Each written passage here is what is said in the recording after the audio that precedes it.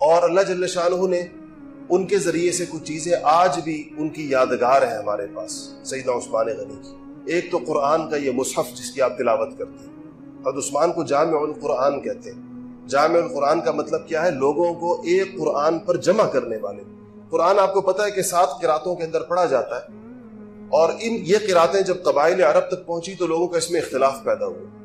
اور کوئی کہنے لگا کہ یہ پڑھنا ٹھیک ہے، کوئی کہنے لگا اس طرح پڑھنا ٹھیک ہے۔ سیدنا عثمان غنی نے اس وقت قریش کی زبان کے اوپر پورے عالم اسلام کو ایک قرآن کے اوپر، یعنی اس زبان کے اوپر جمع فرمایا، جس پر آج دنیا کے اندر جہاں بھی ان اختلاف روایات کے باوجود جو تلاوت ہوتی ہے، اس کو مصحف عثمانی کہتے ہیں، اس لیے قرآن کو مصحف عثمانی کہتے ہیں۔ دوسری چیز یہ جو ابھی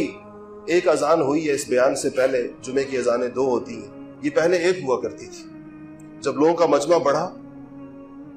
اور لوگ زیادہ تعداد میں نماز پر آنے لگے،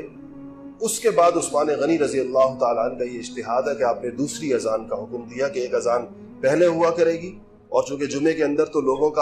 کو جمع کرنا اہمیت کے ساتھ مطلوب ہے، اور بڑی وعیدیں ہیں جمعے کی نماز چھوڑ دینے کے اوپر،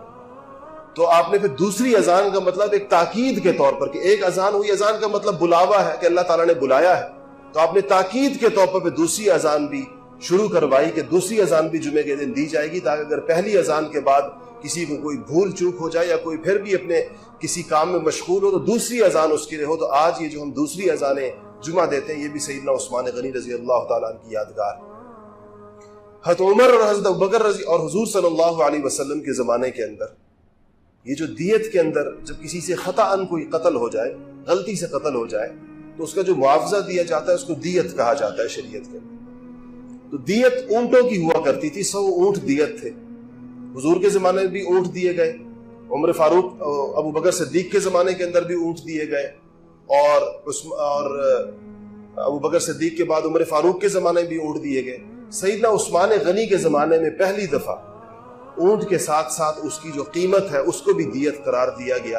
اور یعنی اختیار دیا گیا کہ چاہے تو کوئی بندہ اونٹ دے گا یا اس کی قیمت دے گا۔ آج بھی ہمارے ہاں جتنی بھی جہاں پر بھی اسلام کے قوانین نافذ ہیں، خود ہمارے ہاں بھی دیت کا قانون موجود ہے پاکستان کے اندر، تو وہاں پر جو اس کی عوض میں جو قیمت دی جاتی ہے اونٹوں کی بجائے، یہ سیدنا عثمان غنی رضی اللہ تعالیٰ عنہ کے دور سے اس کی ابتدا ہوئی ہے، اور یہ آپ کا ایک اجتہاد تھا کہ آپ نے یہ سہولت پیدا کی، کیونکہ ظاہر بات ہے بہت سے علاقے ایسے ہیں جہاں پر اونٹ نہیں ہوں گے،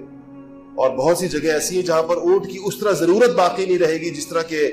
عرب معاشرے کے اندر اونٹ کی ضرورت تھی، اور ایسا دور آنا تھا۔ آج یقیناً اگر آپ کسی آدمی سے پوچھیں کہ اس کو اونٹ چاہیے 100 یا اس کی قیمت چاہیے، تو لازمی بات ہے کہ وہ اس کی قیمت چاہے گا، اگرچہ اس دور کے اندر جو اسلام کا ابتدائی زمانہ تھا اس کے اندر چونکہ